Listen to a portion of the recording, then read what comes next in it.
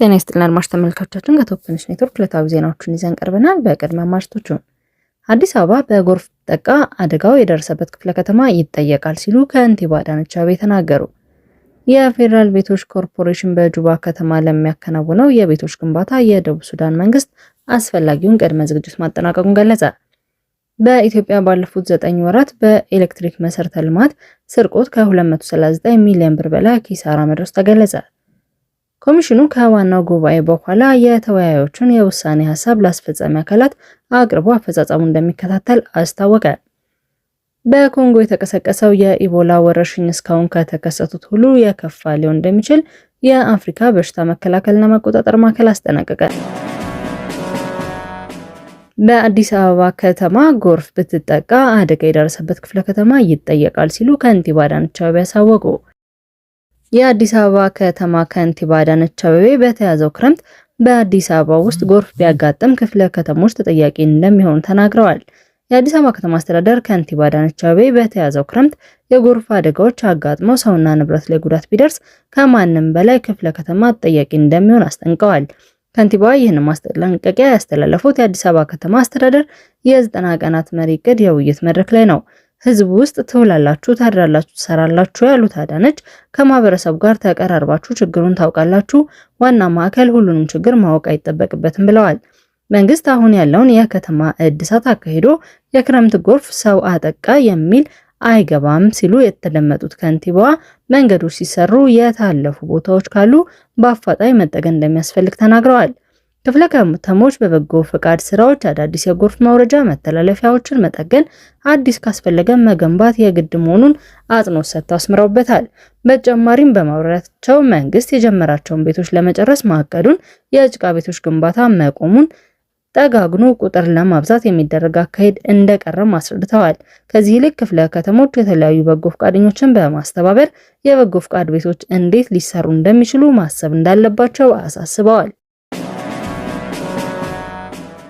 የፌዴራል ቤቶች ኮርፖሬሽን በጁባ ከተማ ለሚያከናውነው የቤቶች ግንባታ የደቡብ ሱዳን መንግስት አስፈላጊውን ቅድመ ዝግጅት ማጠናቀቁን ገለጸ።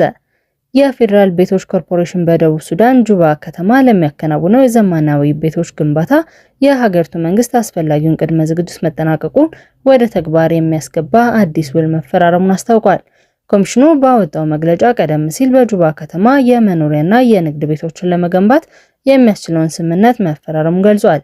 አክሎም በአዲስ አበባ የተፈረመው የመግባቢያ ስምምነት ወደ ተግባር የሚያስገባ ሌላ አዲስ ውል በጁባ ከተማ ተፈርሟል ሲል ገልጿል። ስምምነቱ የፌዴራል ቤቶች ኮርፖሬሽን ዋና ስራ አስፈጻሚ ዶክተር ረሻድ ከማል እና የደቡብ ሱዳን ሴንትራል ኢኳቶሪያል ግዛት አስተዳዳሪ ኢማኑኤል አደል ተፈራርመዋል። የፌዴራል ቤቶች ኮርፖሬሽን መረጃ እንዳመላከተው ከስምምነቱ ጋር በተያያዘ የኮርፖሬሽኑ ዋና ስራ አስፈጻሚ ዶክተር ረሺድ ከማል ከደቡብ ሱዳን መንግስት ልዩ መልእክተኛ አዶት ኪር ጋር ውጤታማ ውይይት አድርገዋል።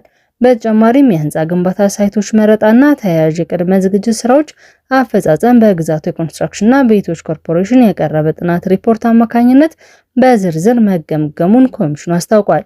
በውይይቱ ላይ በደቡብ ሱዳን የኢትዮጵያ አምባሳደር ደሊል ከድርና በደቡብ ሱዳን በተለያዩ ኢንቨስትመንት ዘርፎች የተሰማሩ ባለሀብት ዶክተር አይሸሽም ተካ መገኘታቸው ተገልጿል። በውይይቱ መድረክ ላይ ኦዲት ኪር ኮርፖሬሽኑ በጁባ ከተማ ለሚያካሂደው የቤት ልማት ፕሮጀክት የደቡብ ሱዳን ፌዴራል መንግስት አስፈላጊውን ድጋፍ ሁሉ እንደሚያደርግ አጽንኦት ሰጥተዋል ሲል ገልጿል። የኢትዮጵያ ሀገራዊ ምክክር ኮሚሽን ከዋናው የምክክር ጉባኤ በኋላ የሚነሱ የመፍትሄ ሀሳቦችን ለአስፈጻሚ አካላት እንደሚያቀርብና አፈጻጸማቸውን እንደሚከታተል አሳወቀ። ኮሚሽኑ በቀጣይ ወር ነሐሴ 8 2018 ዓ.ም የሚካሄደው ዋናው የምክክር ጉባኤ ተከትሎ አጀንዳዎቹን ወደ ተግባር ለማውረድ ይሰራልም ተብሏል። የኮሚሽኑ ቃል አቀባይ አቶ ጥበቡ ታደሰ እንደገለጹት ኮሚሽኑ ከተሰጡት ኃላፊዎች መካከል በውይይት የዳበሩ አጀንዳዎችን በአግባቡ መፈጸማቸውን መከታተል ይገኝበታል። በጉባኤው የተለያዩ የህብረተሰብ ክፍሎች የተወከሉ ከ4000 በላይ ተሳታፊዎች እንደሚቀርቡበት የሚጠበቀው ውሳኔና የምክረ ሀሳብ በማደራጀትና ወደ ተግባር የሚወርዱበትን እቅድ ማዘጋጀት ሌላው የኮሚሽኑ ኃላፊነት እንደሆነ አቶ ጥበቡ አብራርተዋል። ኮሚሽኑ ይህንን ስትራቴጂካዊ እቅድ ካጠናቀቀ በኋላ በቀጥታ ለፈጻሚ መንግስት አካላት ይቀርባልም ተብሏል። በዋናው የምክክር ጉባኤ ከሚነሱት ምክረ ሀሳቦች መካከል በቀጥታ ተፈጻሚ ሊሆኑ የሚችሉ አጀንዳዎች ሲሆኑ በአስፈጻሚ አካላት በኩል ተጨማሪ ውይይትና ዝግጅት ሊጠየቅ እንደሚችል የቃል አቀባዩ ማብራሪያ ያስረዳል። በኢትዮጵያ ባለፉት 9 ወራት በኤሌክትሪክ መሰረተ ልማት ስርቆት ከ239 ሚሊዮን ብር በላይ ኪሳራ መድረሱ ተገለጸ። በ2018 ዓ.ም ባለፉት 9 ወራት በኤሌክትሪክ መሰረተ ልማት ላይ በተፈጸሙ ስርቆት ሳቢያ ከ239 ሚሊዮን 420 ሺህ ብር በላይ ኪሳራ መድረሱን የኢትዮጵያ ኤሌክትሪክ አገልግሎት አስታውቋል። ይህም በሀገሪቱ የተለያዩ አካባቢዎች እየተፈጸመ ያለው ወንጀል ድርጊት አሳሳቢ ደረጃ ላይ መድረሱን የሚያመላክት ነው ተብሏል። ባለፉት 9 ወራት ብቻ በተለያዩ የሀገሪቱ ክፍሎች 329 የመሰረተ ልማት ስርቆት ወንጀሎች የተፈጸሙ መሆኑን በአገልግሎቱ የሪጅኖች የህግ አገልግሎት ድጋፍና አስተባባሪ ኃላፊ አቶ ወንደሰን ጌታቸው ተናግረዋል። አክለውም እነዚህ ወንጀሎች የኃይልና የትራንስፎርመር ስርቆቶችን ጨምሮ ለኮሪደር ልማት የተዘረጉ ኬብሎችን ያካተቱ ናቸው ተብሏል። የመሰረተ ልማት ስርቆቱ በሀገር ላይ ያደረሰ ያለው ማህበራዊና ኢኮኖሚያዊ ስብራት ከፍተኛ መሆኑን ያብራሩት አቶ ወንደሰን የትራንስፎርመር ክፍሎችና የመዳብ ገመዶችን በሚሰርቁበት ወቅት የኃይል አቅርቦት በድንገት የሚቋረጥ መሆኑን የህብረተሰቡ የዕለት ተዕለት እንቅስቃሴ በእጅጉ እያስተጓጎለ እንደሚገኝ ገልጸዋል። ተቋሙ መሰረተ ልማቶችን ለማስፋፋትና ለተጠቃሚዎች ለማድረስ ሊያውለው የነበረው ጠቃሚ ጊዜና ሀብት የተሰረቁትን ለመተካት እንዲውል በመገደዱ የሀገሪቱ የልማት ፍጥነት በእጅጉ እየጎዳው እንደሚገኝ ተናግረዋል። ወንጀለኞችን ለህግ ለማቅረብና ተጠያቂነትን ለማስፈን ጥረቶች እየተደረጉ ቢሆንም እነዚህ ጥብቅ ህጎች በስራ ላይ እያሉ እንኳን በአካባቢዎች የሚፈጸሙ ስርቆቶችና ውድመቶች አሁንም ሊቀንስ አለመቻሉን ገልጸዋል። ችግሩ በዘላቂነት ለመቅረፍ የመንግስት የህግ አስከባሪ አካላት እርምጃ ብቻ በቂ አለመሆኑን የጠቆሙት ኃላፊው ህብረተሰቡ፣ የጸጥታ አካላትና እያንዳንዱ ዜጋ እነዚህን የልማት አውታሮች እንደ ሀብቱ በመቁጠር የመጠበቅና የመከላከል ኃላፊነቱ እንዲወጣ ጥሪ አቅርበዋል።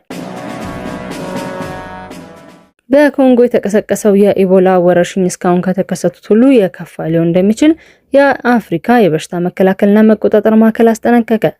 በዲሞክራቲክ ኮንጎ ሪፐብሊክ የተቀሰቀሰው የኢቦላ ወረርሽኝ እስካሁን ከተከሰቱት ሁሉ እጅግ የከፋ ሊሆን እንደሚችል የአፍሪካ በሽታ መከላከልና መቆጣጠር ማዕከል ኃላፊ ማክሰኞ ዕለት አስጠንቀዋል።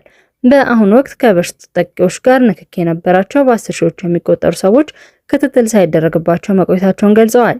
በብሩንዲ በተካሄደውና የአፍሪካ መሪዎች በበይነ መረብ በተሳተፉበት ስብሰባ ላይ የአፍሪካ ሲዲሲ ዋና ዳይሬክተር ዣን ሳንያ እንደተናገሩት ወረርሽኙ በአጭር ጊዜ ውስጥ ማስቆም ካልቻልን ቀደም ሲል በምዕራብ አፍሪካና በምስራቅ ኮንጎ ካጋጠመው ወረርሽኝ የከፋ ይሆናል ሲሉ አሳስበዋል።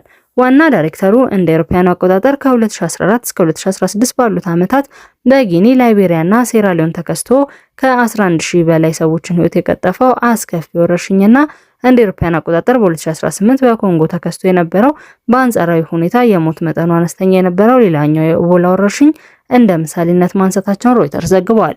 አድማጭ ተመልካቾቻችን ከቶፕ ኒውስ ኔትወርክ ላይ ያዝናቸው ዜናዎች እነዚህ ነበሩ። መልካም ቆይታ።